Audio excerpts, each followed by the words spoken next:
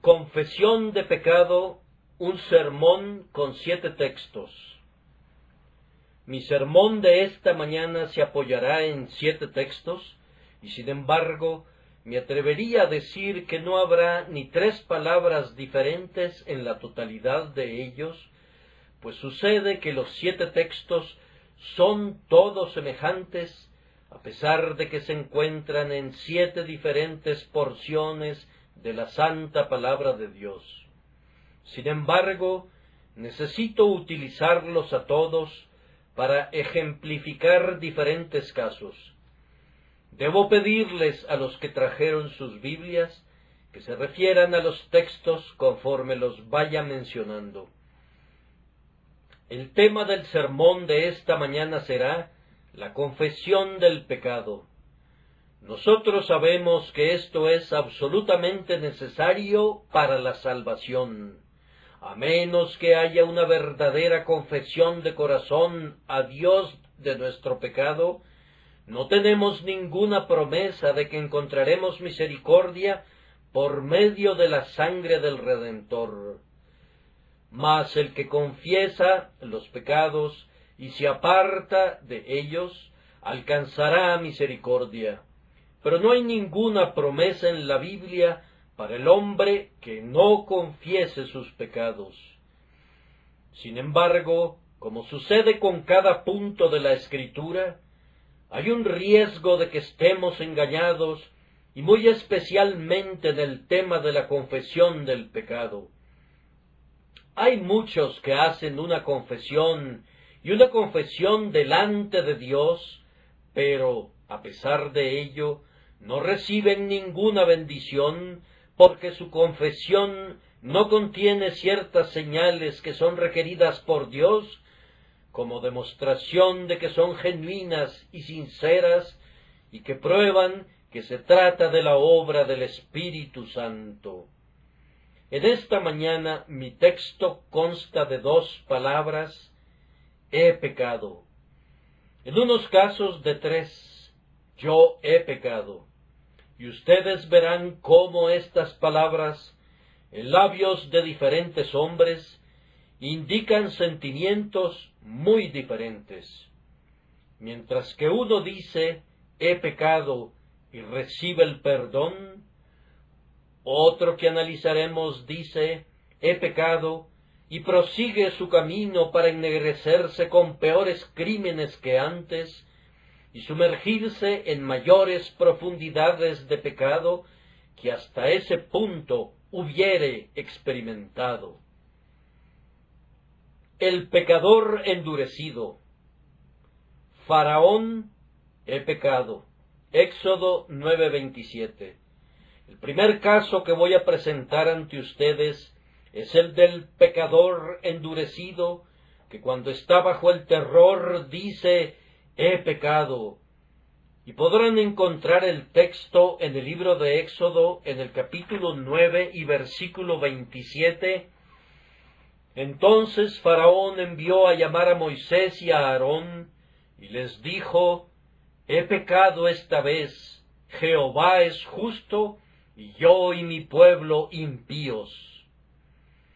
Pero ¿por qué se dio esta confesión de labios del tirano altivo? El faraón no acostumbraba a humillarse delante de Jehová.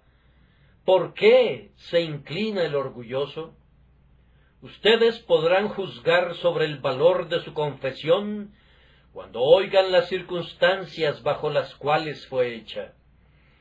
Y Moisés extendió su vara hacia el cielo, y Jehová hizo tronar y granizar, y el fuego se descargó sobre la tierra, y Jehová hizo llover granizo sobre la tierra de Egipto. Hubo pues granizo y fuego mezclado con el granizo, tan grande cual nunca hubo en toda la tierra de Egipto desde que fue habitada. Ahora, dice Faraón, cuando el trueno está retumbando a lo largo del cielo, y los relámpagos están prendiendo fuego al propio suelo, y el granizo está cayendo en grandes trozos de hielo, ahora, dice él, he pecado. Faraón no es sino un tipo y un espécimen de multitudes de personas de la misma clase. ¿Cuántos rebeldes empedernidos a bordo de un barco, cuando los maderos se ven forzados y crujen, cuando el mástil está roto y el barco es arrastrado por la corriente y azotado por el temporal, cuando las hambrientas olas abren sus fauces para tragarse al barco entero y a los tripulantes vivos, como son tragados los que descienden al Seol? ¿Cuántos marineros empedernidos han doblado su rodilla y con lágrimas en sus ojos han clamado: «He pecado»? Pero ¿de qué provecho y de qué valor fue su confesión? El arrepentimiento que nació en la tormenta murió en la calma. Ese arrepentimiento que fue engendrado en medio de los truenos y de los rayos feneció tan pronto todo fue acallado en la quietud, y el hombre que era un pío marinero cuando se encontraba a bordo del barco se convirtió en el más malvado y abominable de los marinos cuando puso su pie sobre en tierra firme. ¿Cuán a menudo también no hemos visto esto en una tormenta de truenos y relámpagos? Las mejillas de muchos empalidecen cuando oyen el retumbo de los truenos, cuando las vigas de sus casas están temblando y el propio suelo a sus pies está vacilando ante la voz de Dios llena de majestad. Las lágrimas brotan de sus ojos y claman: «Oh Dios, he pecado». Pero ay por ese arrepentimiento. Cuando el sol brilla de nuevo y las nubes negras se disipan, el pecado viene de nuevo sobre el hombre y él se torna peor que antes. ¿Cuántas confesiones del mismo tipo también hemos visto en los tiempos del cólera y de la fiebre y de la pestilencia? Entonces nuestras iglesias se han visto atiborradas de oyentes que, debido a que tantos funerales han traspasado por sus puertas, o debido a que tantos han fallecido en las calles, no podían dejar de subir a la casa de Dios para confesar sus pecados. Y por causa de esa visitación, cuando 1, 2 o 3 personas han muerto en la propia casa o en la casa vecina, ¿cuántos han pensado que realmente se volverían a Dios? Pero ay, cuando la pestilencia hubo cumplido su tarea, la convicción cesó, y cuando la campana hubo tañido por última vez por una muerte causada por el cólera, entonces sus corazones cesaron de latir con penitencia y sus lágrimas dejaron de brotar. Cuento en esta mañana con algunas personas de esas. No dudo que cuente con personas empedernidas que escarnecerían a la propia religión, que me considerarían un farsante y un hipócrita si me esforzara por convencerlos de la religión, pero que saben muy bien que la religión es verdadera y que lo que sienten en sus momentos de terror. Si hay aquí esta mañana algunas personas de esas, permítanme decirles solemnemente: señores, ustedes han olvidado los sentimientos que experimentaron en sus horas de alarma, pero recuerden, Dios no ha olvidado los votos que hicieron entonces. Marinero, tú dijiste que si Dios te daba vida para ver otra vez la tierra firme, serías su siervo. No lo eres, has mentido contra Dios. Le has hecho una falsa promesa, pues nunca has cumplido el voto que tus labios expresaron. Tú dijiste sobre el lecho de enfermo que si Dios te daba la vida, no pecarías nunca más como lo hiciste antes. Pero aquí estás, y tus pecados de esta semana hablarán por ellos mismos. No eres nada mejor de lo que eras antes de tu enfermedad? ¿Acaso podrías mentir a tu semejante y quedar sin censura? ¿Y piensas tú que vas a mentir contra Dios y quedar sin castigo? No, el voto, aunque haya sido hecho imprudentemente, es registrado en el cielo, y aunque sea un voto que el hombre no pueda cumplir, sin embargo, como es un voto que él mismo ha hecho, y que además lo ha hecho voluntariamente, será castigado por su falta de cumplimiento, y Dios ejecutará venganza en contra de él al final, porque dijo que se volvería de sus caminos, y luego, cuando la desgracia hubo concluido, no lo cumplió. Un gran clamor se ha elevado recientemente en contra de los permisos de salida de los reos. No tengo ninguna duda que hay algunos hombres aquí que delante del alto cielo están en la misma posición que los reos con permiso de salida están en relación a nuestro gobierno. Estaban a punto de morir, según pensaban, prometieron portarse bien si se les podía perdonar, y están hoy aquí con permiso de salida en este mundo. ¿Y cómo han cumplido su promesa? La justicia podría alzar el mismo clamor contra ellos como lo alzan las personas en contra de los ladrones que son dejados en libertad tan constantemente en medio de nosotros. El ángel vengador podría decir: «Oh Dios, estos hombres dijeron que si se les perdonaba serían mucho mejores, pero solamente son peores. ¿Cómo han violado su promesa y cómo han atraído la ira divina sobre sus cabezas?» Este es el primer estilo de penitencia, y es un estilo que yo espero que nadie imite, pues es completamente inútil. De nada les sirve decir «he pecado», simplemente bajo la influencia del terror, para luego olvidarlo posteriormente. El hombre de doble ánimo, Balaam, he pecado. Números 22:34. Ahora vamos con un segundo texto. Les voy a presentar otro carácter. El hombre de doble ánimo que dice «he pecado» y siente que ha pecado, y lo siente incluso profundamente, pero que es de mente tan mundana que ama el premio de la maldad. El personaje que he elegido para ilustrar esto es Balaam. Vayan al libro de Números, al capítulo 22 y versículo 34. Entonces Balaam dijo al ángel de Jehová: «He pecado». «He pecado», dijo Balaam. Sin embargo, prosiguió después con su pecado. Uno de los caracteres más extraños del mundo entero es Balaam. A menudo me he maravillado ante ese hombre. Él pareciera encarnar realmente, en otro sentido, los versos de Ralph Erskine: «Al bien y al mal igualmente inclinado, y a la vez un diablo y un santo».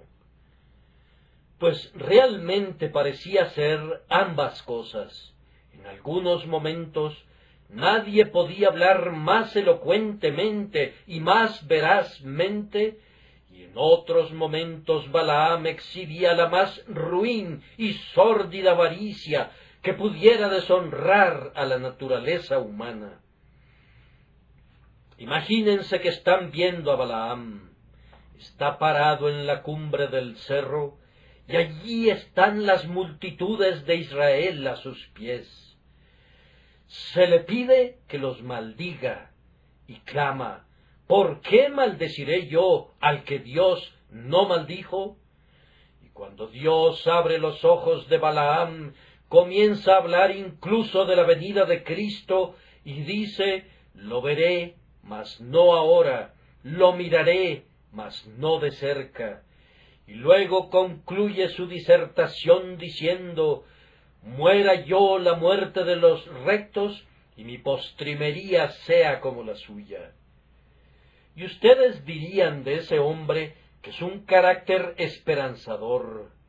Esperen a que baje de la cima del monte, y le oirán dar el más diabólico consejo al rey de Moab, un consejo que era posible que el propio Satanás lo sugiriera.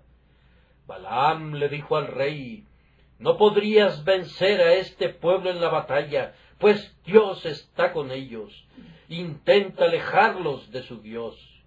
Y ustedes saben cómo los habitantes de Moab, con lascivias desvergonzadas, trataron de alejar a los hijos de Israel de la lealtad a Jehová, de tal forma que este hombre parecía tener la voz de un ángel en un momento, y sin embargo la propia alma de un diablo en sus entrañas. Él era un personaje terrible, él era un hombre de dos propósitos, un hombre que iba en gran medida hasta el fin siguiendo dos propósitos. Yo sé que la Escritura dice, ninguno puede servir a dos señores. Ahora, esto es malentendido con frecuencia. Algunos lo leen, ninguno puede servir a dos señores. Sí puede servir a tres o a cuatro. La manera de leerlo es esta, ninguno puede servir a dos señores. Ambos no pueden ser señores. Puede servir a dos, pero ambos no pueden ser su señor. Un hombre puede servir a dos que no sean sus señores, o podría servir hasta 20. Él podría vivir para 20 propósitos diferentes, pero no puede vivir para más de un propósito rector, pues sólo puede haber un propósito rector en su alma. Pero Balaam se esforzaba por servir a dos señores. Era como la gente de la que se decía, temían a Jehová y honraban a sus dioses. O como Rufus, que era una hogaza de pan de la misma levadura, pues ustedes saben que nuestro antiguo rey Rufus pintó a Dios de un lado de su escudo y al diablo del otro, y abajo escribió el lema, disponible para los dos, sigo al que pueda. Hay muchas personas de ese estilo que están listas para ambos. Cuando se encuentran con un ministro, cuán píos y santos son. El día domingo esas personas son la gente más respetable e íntegra del mundo, según pensarías. En verdad, hasta afectan un amaneramiento al hablar, afectación que consideran eminentemente religiosa. Pero en los días de semana, si quisieras encontrar a los mayores pillos y tramposos, son precisamente algunos de esos hombres que son tan mojigatos en su piedad. Ahora, tengan la seguridad, mis queridos oyentes, que ninguna confesión de pecado puede ser genuina a menos que sea hecha de todo corazón. De nada sirve decir, he pecado, y luego seguir pecando. He pecado, dices tú, y muestras un rostro sereno, muy sereno, pero ¡ay, ay!, por ese pecado que cometerás cuando te alejes. Algunos hombres parecieran haber nacido con dos temperamentos. Cuando estaba en la biblioteca de Trinity College, Cambridge, observé una hermosa estatua de Lord Byron. El bibliotecario me dijo, «Párese aquí, señor». Miré y dije, «Qué hermoso rostro intelectual, qué gran genio era».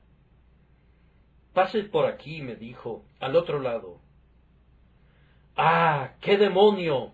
Allí está el hombre que desafió a la deidad. Parecía tener tan mal cariz y tan terrible mirada en su rostro que semejaban la pintura que Milton hizo de Satanás cuando dijo, Mejor reinar en el infierno que servir en el cielo. Yo me alejé y le dije al bibliotecario, ¿crees que el artista diseñó eso? Sí, respondió. Deseaba pintar los dos caracteres, el grande, grandioso, el casi sobrehumano genio que poseía, y también la enorme masa de pecado que albergaba en su alma. Hay algunos hombres de ese mismo tipo. Me atrevo a decir que, como Balaam, quisieran demolerlo todo usando como argumento sus encantos. Podrían obrar milagros, y sin embargo, al mismo tiempo, hay algo en ellos que revela un hórrido carácter de pecado, tan grande como el que parecería ser su carácter por la justicia. Balaam, ustedes saben, ofreció sacrificios a Dios sobre el altar de Baal. Ese era justamente el tipo de su carácter. Muchos lo hacen. Ofrecen sacrificios a Dios en el santuario de Mamón, y aunque dan para la construcción de una iglesia y distribuyen a los pobres, en la puerta contigua de su despacho trituran al pobre por pan y exprimen la propia sangre de la viuda para poder enriquecerse. Ah, es inútil y vano que digas, he pecado, a menos que quieras decirlo de todo corazón. Esa confesión del hombre de doble ánimo no sirve de nada. El hombre insincero. Saúl, he pecado.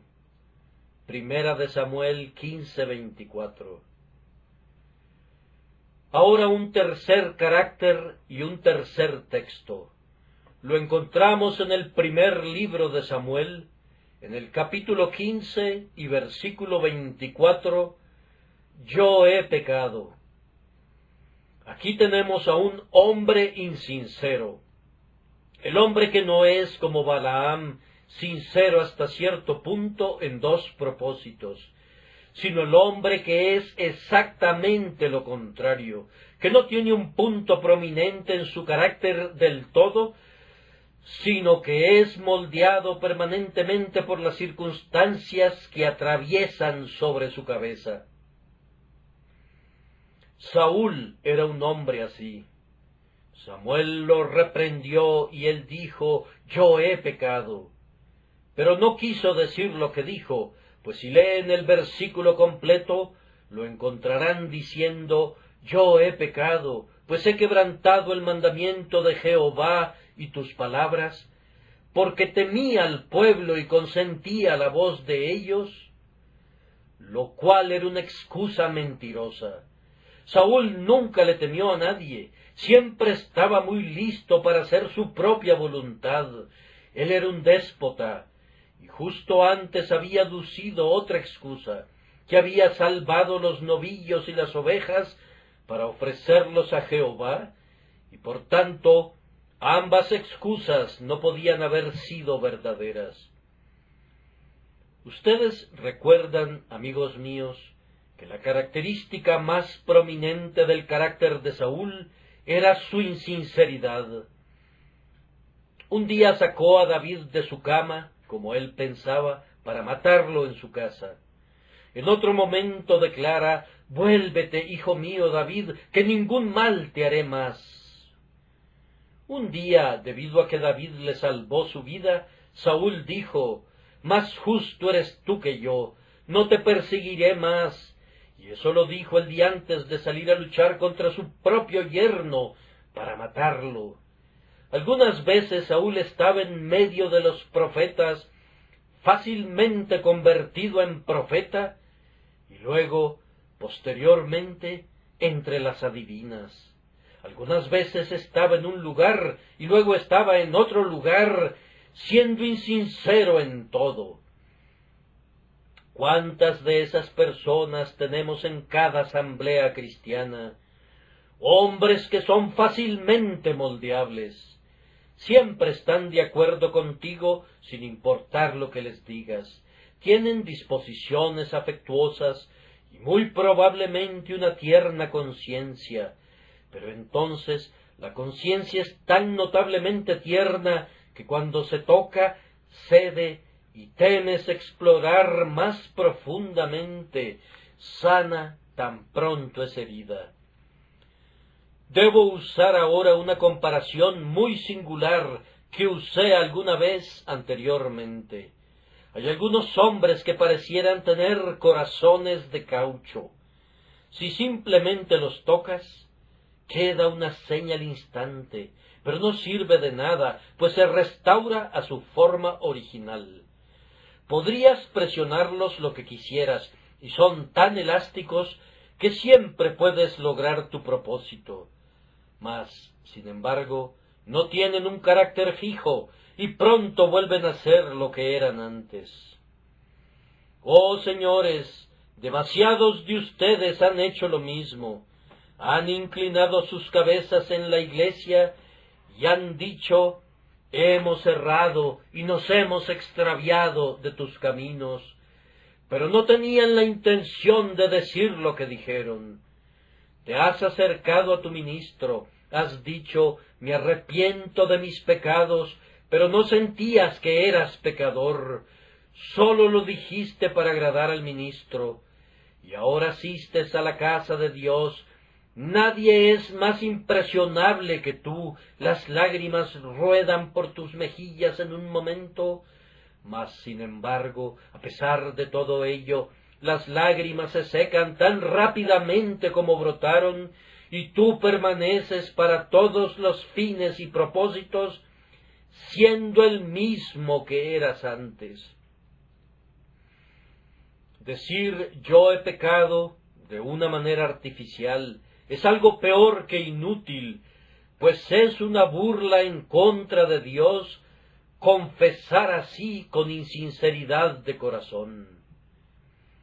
He sido breve en mis comentarios sobre este carácter, pues parecería que está relacionado al de Balaam, aunque cualquier ser pensante vería de inmediato que hay un contraste real entre Saúl y Balaam, a pesar de que hay una afinidad entre ambos.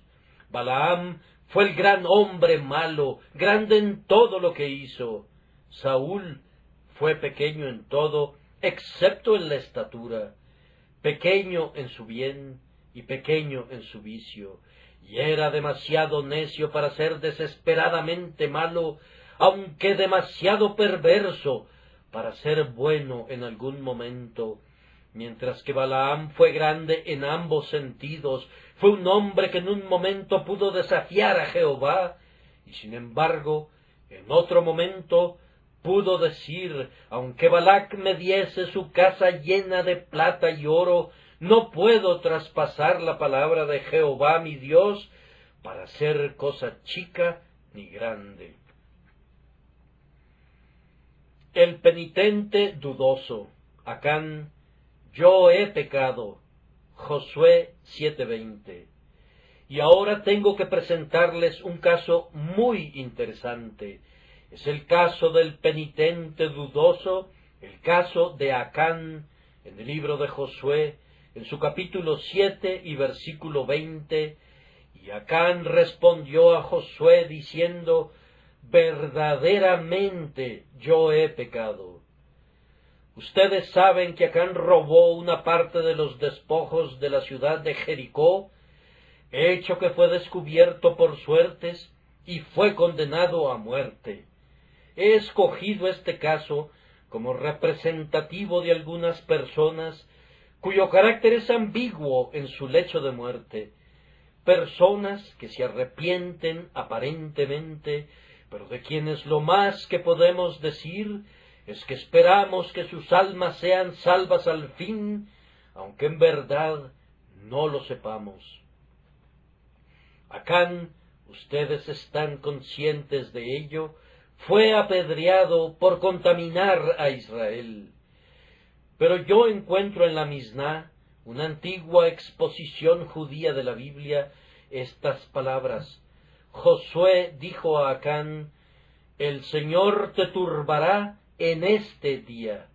Y la nota acerca del texto es, dijo en este día, implicando que iba a ser turbado únicamente en esta vida, al ser lapidado hasta morir, pero que Dios tendría misericordia de su alma, en vista de que hizo una plena confesión de su pecado.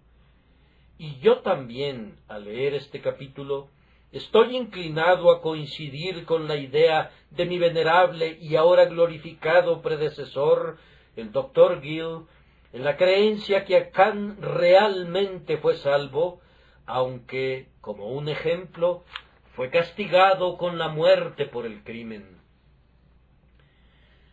Pues ustedes pueden observar cuán amablemente habló Josué a Acán. Él le dijo: Hijo mío, da gloria a Jehová, el Dios de Israel, y dale alabanza, y declárame ahora lo que has hecho, no me lo encubras. Y descubrimos a Acán haciendo una muy plena confesión. Él confiesa: verdaderamente yo he pecado contra Jehová, el Dios de Israel, y así he hecho. Pues vi entre los despojos un manto babilónico muy bueno, y 200 siclos de plata, y un lingote de oro de peso de 50 siclos, lo cual codicié y tomé. Y he aquí que está escondido bajo tierra en medio de mi tienda, y el dinero debajo de ello. Parece una confesión tan plena que, si se me permitiera juzgar, yo diría: espero conocer a Acán el pecador delante del trono de Dios. Pero encuentro que Matthew Henry no comparte esa opinión, y muchos otros expositores consideran que de la misma manera que su cuerpo fue destruido, también lo fue su alma. Por tanto, he seleccionado su caso como representativo de un dudoso arrepentimiento. Queridos amigos, me ha tocado en suerte estar junto a muchos lechos de muerte y ver muchos arrepentimientos como este.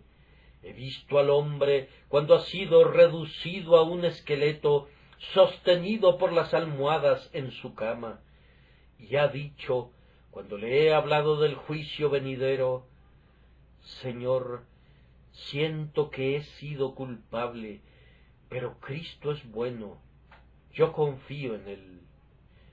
Yo he dicho dentro de mí: yo creo que el alma de ese hombre es salva, pero siempre me he alejado con la melancólica reflexión que no recibí pruebas de ello más allá de sus palabras, pues se requiere de pruebas en actos y en vida futura para poder sostener una firme convicción sobre la salvación de un hombre.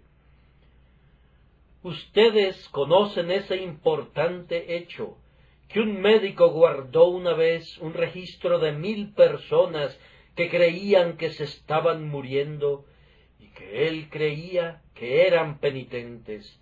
Él escribió sus nombres en un libro como personas que, si hubiesen muerto, habrían ido al cielo.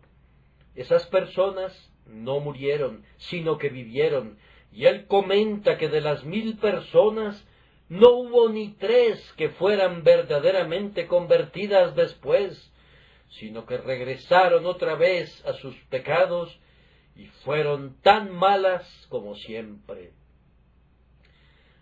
Queridos amigos, yo espero que ninguno de ustedes tenga un arrepentimiento en su lecho de muerte como aquellos. Yo espero que su ministro o que sus padres no tengan que estar junto a su lecho y luego se alejen y tengan que decir: pobre individuo, yo espero que sea salvo. Pero los arrepentimientos a la hora de la muerte son cosas muy endebles. Son bases tan pobres y tan triviales para la esperanza, que me temo que, después de todo, su alma esté perdida.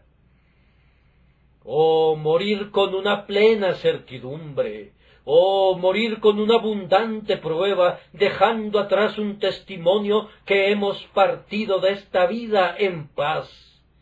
Esa es una manera más feliz de morir que hacerlo de una manera dudosa, yaciendo enfermo, estando suspendido entre dos mundos, sin que sepamos ni nosotros ni nuestros amigos a cuál de los dos mundos nos dirigimos.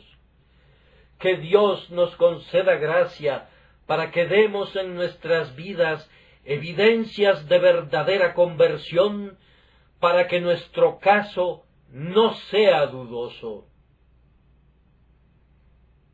El arrepentimiento de la desesperación. Judas, yo he pecado. Mateo 27:4. No los detendré por largo tiempo, así confío, pero debo darles ahora otro caso malo, el peor de todos. Es el arrepentimiento de la desesperación. Vayan por favor al capítulo 27 y versículo 4 de Mateo. Allí encontrarán un terrible caso del arrepentimiento de la desesperación.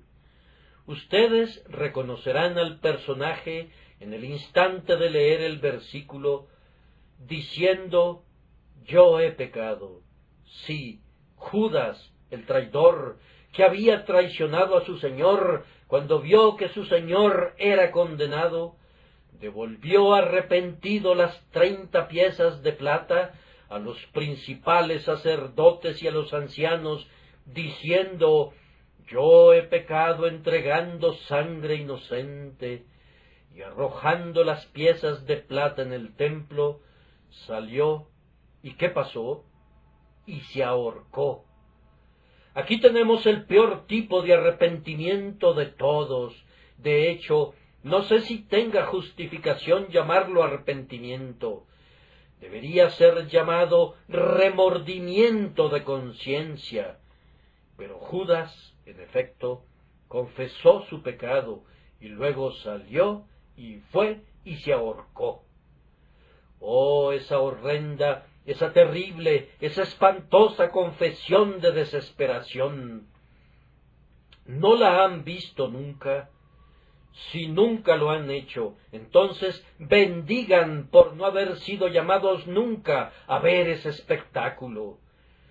Yo lo he visto una vez en mi vida y le pido a Dios que no tenga que verlo de nuevo.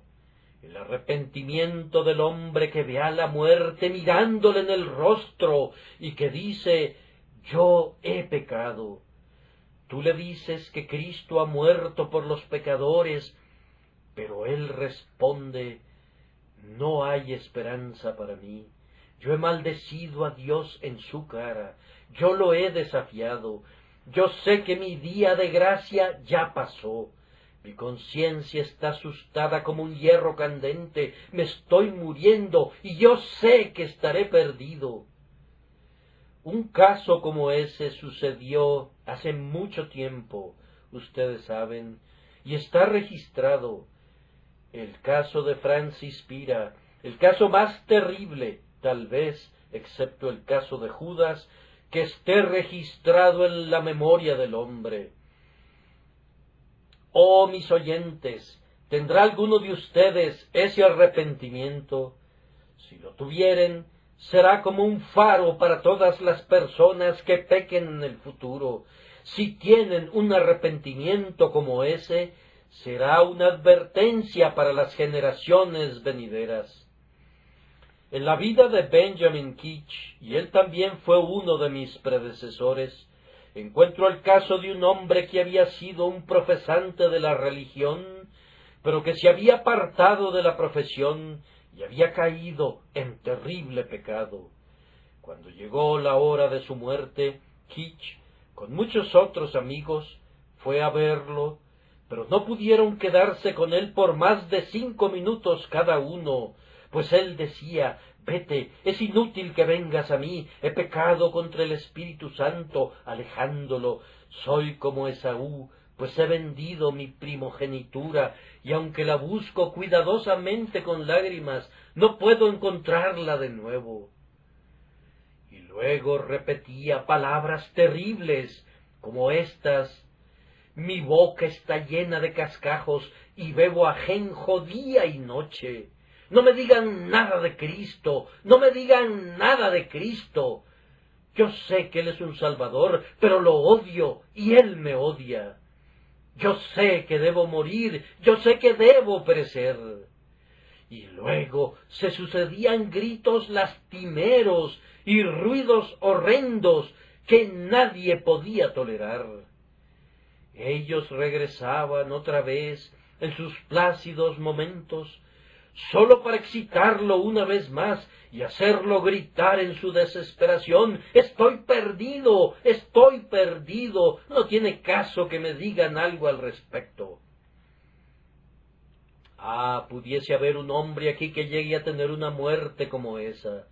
Permítanme advertirle antes de que llegue a ella, y que Dios, el Espíritu Santo, conceda que ese hombre pueda ser vuelto a Dios y hecho un verdadero penitente, y entonces no necesita tener más miedo, pues sus pecados han sido lavados en la sangre de un Salvador, y no necesita tener ningún remordimiento por sus pecados, pues les son perdonados por medio del Redentor.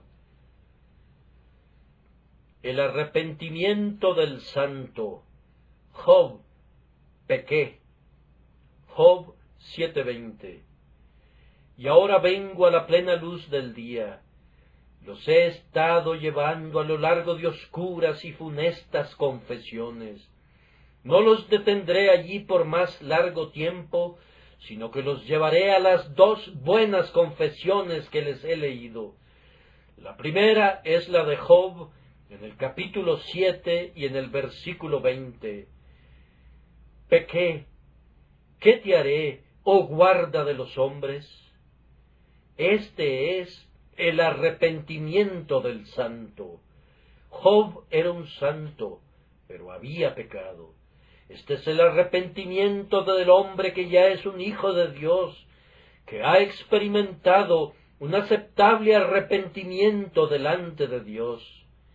Pero como tengo la intención de reflexionar sobre esto en el sermón de la noche, voy a dejar este tema para no cansarlos. David fue un espécimen de este tipo de arrepentimiento, y quisiera que estudiaran cuidadosamente sus salmos penitenciales, cuyo lenguaje está siempre lleno de humildad llorosa y sincera penitencia. La confesión bendita: el hijo pródigo: he pecado. Lucas 15:18. Llego ahora al último caso que voy a mencionar. Es el caso del hijo pródigo.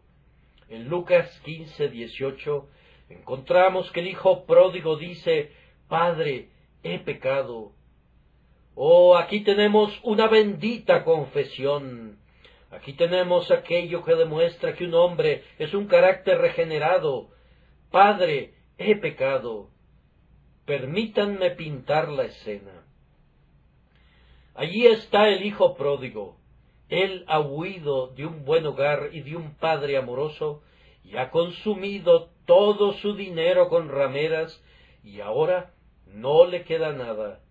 Acude a sus antiguos compañeros y les pide ayuda. Ellos se burlan de él hasta el escarnio. «Oh», dice él, «ustedes han bebido mi vino por largo tiempo. Siempre he sido el que paga todas sus francachelas. ¿Acaso no me podrían ayudar?» «Lárgate de aquí», le dicen, y lo echan de sus casas. Él acude a todos sus amigos con quienes se ha asociado, pero ninguno le da nada. Finalmente un cierto ciudadano de aquella tierra le dijo: «Necesitas hacer algo, ¿no es cierto? Pues bien, ve y apacienta mis cerdos». El pobre hijo pródigo, el hijo de un rico terrateniente que poseía una gran fortuna, tiene que ir y apacentar cerdos. Y eso que él era judío. Alimentar cerdos era el peor empleo, según su parecer, que le podían asignar.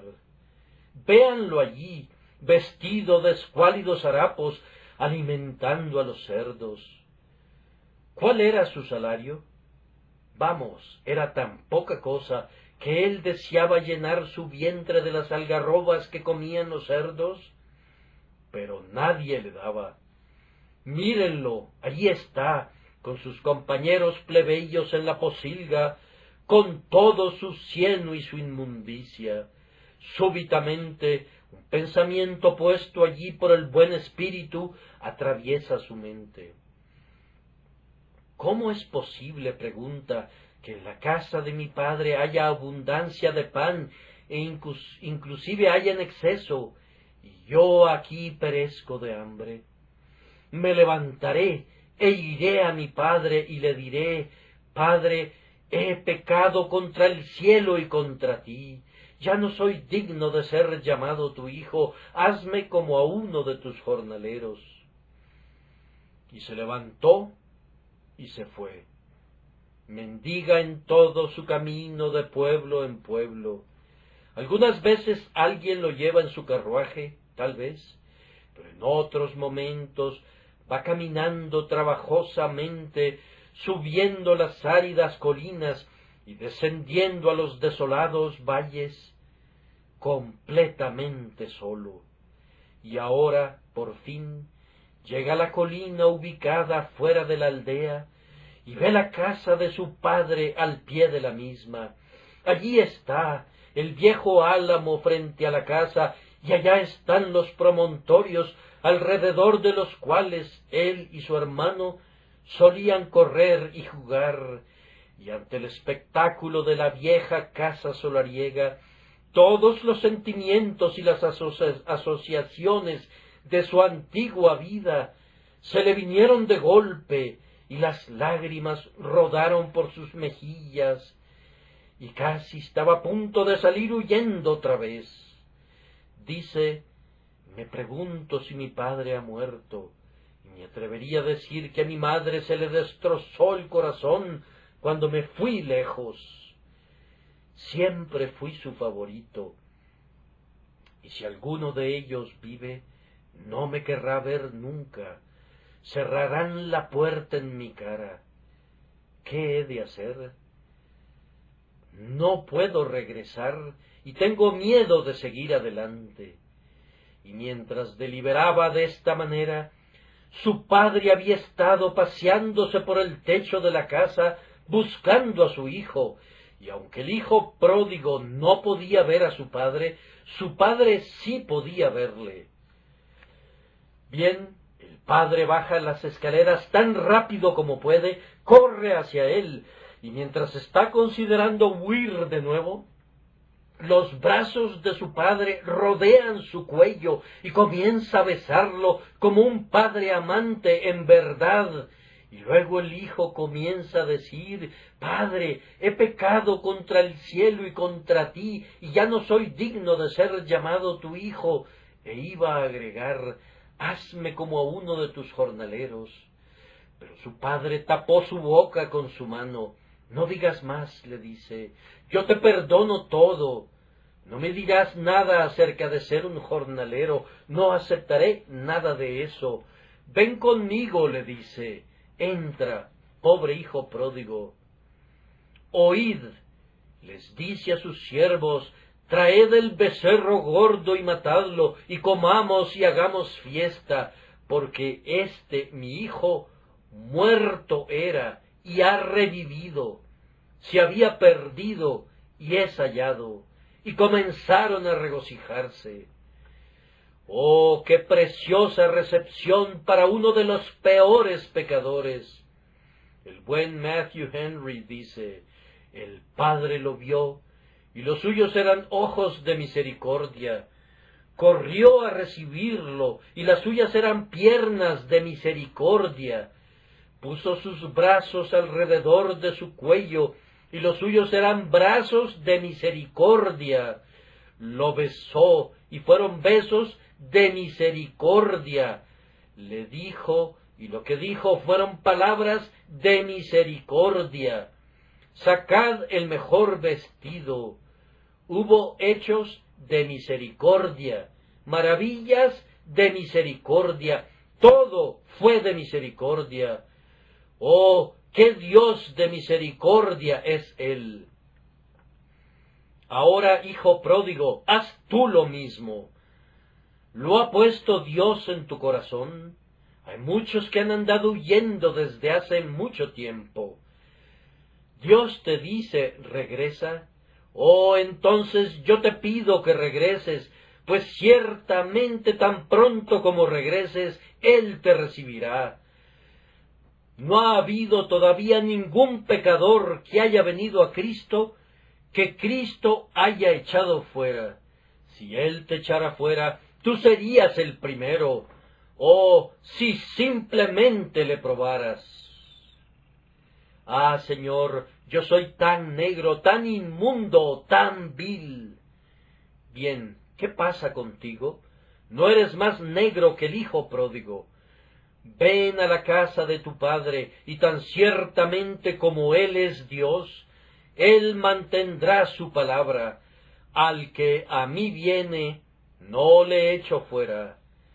Oh, si yo pudiese oír que algunos han venido a Cristo esta mañana, yo en verdad le bendeciría.